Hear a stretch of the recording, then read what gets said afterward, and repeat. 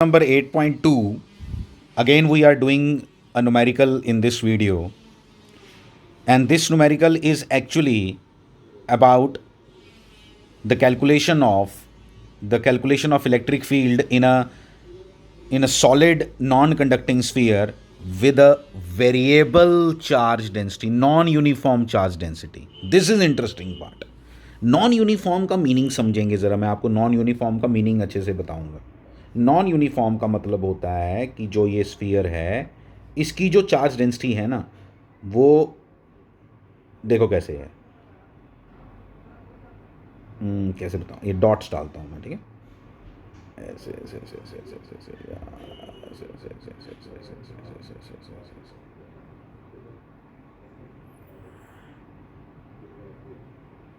नहीं, क्लियर नहीं हो रहा है यहाँ से. देखो ये है चार्ज डेंसिटी, ऐसे है, ऐसे बनाता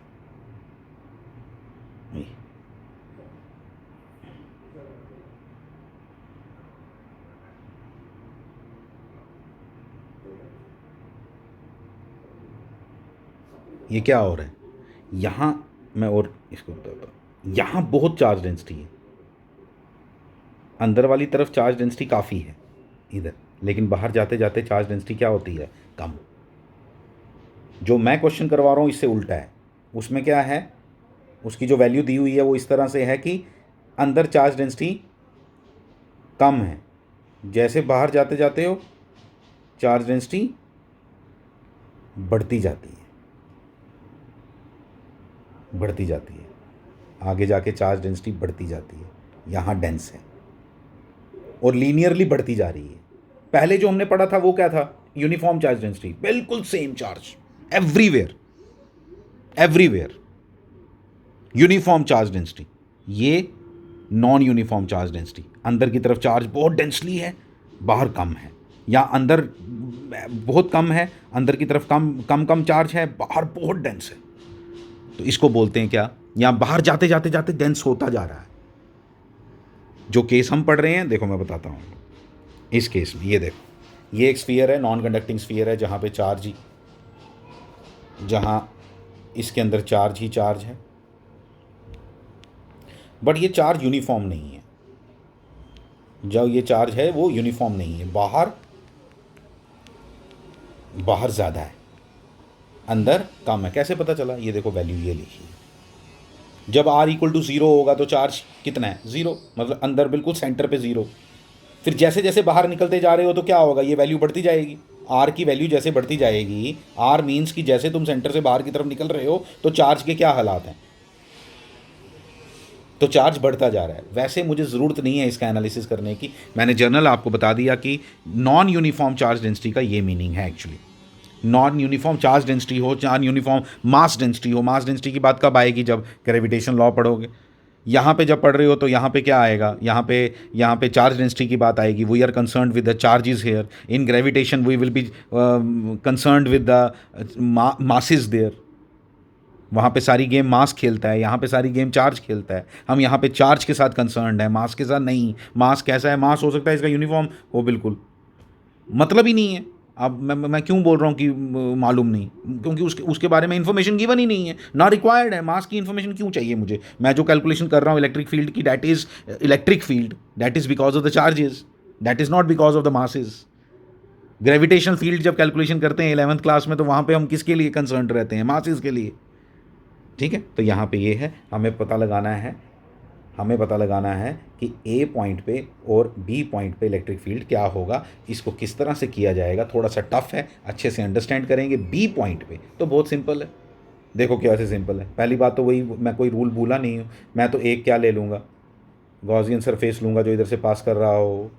इस गॉसियन सरफेस के अंदर चार्ज कितना है, चाहे ये जैसा मर्जी हो. आप बताओ मुझे एक बात, चाहे ये जैसा मर्जी इसके अंदर चार्ज डेंसिटी हो, जो इसका टोटल चार्ज है इसके अंदर, जो इसके अंदर टोटल चार्ज है वो तो क्यू ही है ना. टोटल चार्ज डिस्ट्रीब्यूटेड कैसा है वो तो बोल रहे हैं नॉन यूनिफॉर्म है, लेकिन जो टोटल चार्ज है वो तो क्यू है. तो क्या आएगा, क्यू के क्यू अपॉन आर स्क्वायर, खत्म. That's it. अब लेकिन बात आती है अंदर वाले पॉइंट की। अंदर वाले पॉइंट की बात आई तो गॉसियन सरफेस मैंने कहाँ बनाया? अंदर। डिस्टेंस कितना लिया? आर। आर पॉइंट पे मैं पता लगाना चाहता हूँ, इस पॉइंट पे पता लगाना चाहता हूँ कि इस पॉइंट पे, एक मिनट, इस पॉइंट पे पता लगाना चाहता हूँ कि ये इलेक्ट्रिक फील्ड कितना है। अब मुझे क्या पता लगाना है कि इसके अंदर चार्ज कितना है, ये इसके अंदर का चार्ज पता लगाना है। इधर इधर इधर चार्ज कितना है। ये डायरेक्ट यूनिटरी मेथड से नहीं हो पाएगा। यूनिटरी मेथड तब लगाया जाता है जब यूनिफॉर्म चार्ज डेंसिटी होती, तब हमने सीधा सीधा रो निकाला, रो से मल्टीप्लाई कर दिया हर जगह, क्योंकि डेंसिटी सेम थी ना। यहाँ पे डेंसिटी सेम ही नहीं है, तो यहाँ पे इसके अंदर चार्ज कितना है ये पता लगाने के लिए यहाँ पे देखो क्या करना पड़ता है। ये हमें क्या करना पड़ा, हमने एक स्ट्रिप ली dx की, याद रख लो प्लीज़ मेथोडोलॉजी। यहाँ पे हमने क्या किया, एक स्ट्रिप ली dx विड्थ की, जहाँ पे माना कि चार्ज डेंसिटी सेम है इतने पोर्शन में। dx मतलब स्मॉल, स्मॉल मतलब इतने से एरिया में, इतने से रीजन में। ये जो रीजन आपको ये जो सर्कल दिखाई दे रहे हैं ना, ये एक्चुअली क्या है? This is a sphere. ये सारे स्फीयर है ना, ये भी स्फीयर, गॉसियन सरफेस भी जो बनाया हुआ वो भी स्फीयर है। ये भी स्फीयर है जो मैंने एक स्ट्रिप ली छोटी सी। ये एक ऐसा स्फीयर है जिसकी जिसकी थिकनेस, उस स्फीयर की थिकनेस हॉलो है ये, लेकिन क्या इसकी थिकनेस जो है वो कितनी है? dx। और ये कितनी दूरी पे है यहाँ से? x। क्यों लिया ये छोटा dx? क्योंकि हम मान सकते हैं कि यहाँ पे रो जो है वो कांस्टेंट है, और यहाँ पे रो कितना होगा? ये देखो मैंने लिखा इतना। ये है ना, आर क्या बता रहा है कि जितनी दूर जाओगे उसके हिसाब से तुम्हें क्या मिल जाएगी। अगर कोई बोले 2 सेंटीमीटर दूर कितनी है, 2 मीटर दूर कितनी चार्ज डेंसिटी है ये, लेकिन मैं x दूरी पे पूछ रहा हूँ तो कितनी होगी? रो नॉट x। और अगर मुझे पता लगाना हो कि यहाँ चार्ज कितना है, इसका चार्ज कितना है, इसका चार्ज होगा dq, तो इसका चार्ज dq जो होगा वो किसके बराबर होगा? इसका चार्ज dq किसके बराबर होगा? इसको किससे मल्टीप्लाई करेंगे? यूनिट क्या है इसके? कूलम पर मीटर क्यूब। तो मीटर क्यूब से मल्टीप्लाई करेंगे मतलब वॉल्यूम से। तो वॉल्यूम क्या होगा इसका? इसका वॉल्यूम होगा इसका वॉल्यूम। ये जो स्ट्रिप मैंने ली इसका वॉल्यूम। ये स्ट्रिप है क्या एक्चुअली? जब 3D में देखोगे तो कैसा है ये? This is a sphere, this is a hollow sphere with some thickness. This is a hollow sphere with considerable thickness, with thickness dx। तो इसलिए इसका जो वॉल्यूम होगा वो ये होगा, ये देखो 4 पाई एक्स स्क्वेयर। ये हो गया surface area of the sphere of radius x into dx। ये हो गया volume multiplied by rho naught x हो गया इसका चार्ज। और इस चार्ज को किससे रिप्रेजेंट करेंगे? इस चार्ज को रिप्रेजेंट करेंगे dq से। इस चार्ज को रिप्रेजेंट करेंगे dq से। जब dq निकल गया, dq को इंटीग्रेट करो तो आंसर आ जाएगा। इंटीग्रेट कहाँ से कहाँ तक करेंगे? 0 से लेके r तक। इंटीग्रेट कहाँ से कहाँ तक करेंगे? ये 0। और मुझे कितना चार्ज चाहिए? मुझे पूरा बाहर तक तो ना चाहिए, मुझे यहाँ तक चाहिए।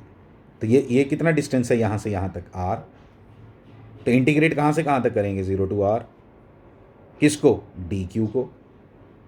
dq निकालना सिखाया आपको? अभी दिखाया, देखो देखो सब dq मैंने निकाल दिया है। q इन इंटीग्रेट किया कहाँ से कहाँ? 0 to r। Integrate x cube की इंटीग्रेशन करनी पड़ेगी। x क्यूब बन गया ना, ये x क्यूब बन गया, ये x क्यूब बना, बाकी सब कांस्टेंट है, सब बाहर निकाल दो। ये सब बाहर निकाल देना चाहिए था इधर ही। ठीक है, आगे बढ़े आगे बढ़े। ये देखो r⁴/4 सब समझ आ रहा है। q इन निकाल लिया, q in upon epsilon not.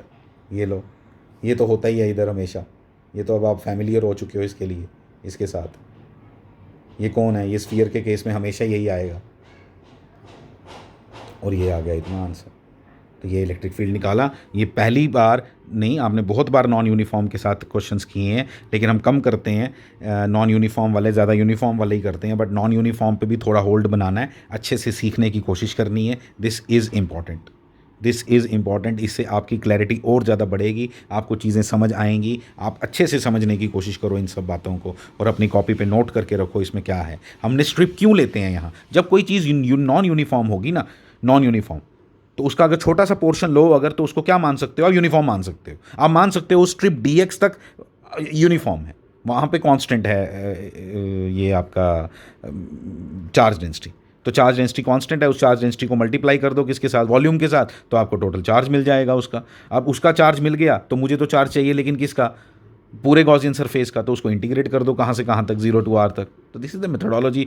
जितने क्वेश्चंस करो उतनी क्लैरिटी आएगी। I understand this is a bit tougher, ये थोड़ा दिमाग में बिठाने में स्टूडेंट को कई बार मुश्किल आती है, बट टाइम से जब क्वेश्चंस करते जाओ तो आपकी क्लैरिटी बढ़ती जाएगी। Thank you.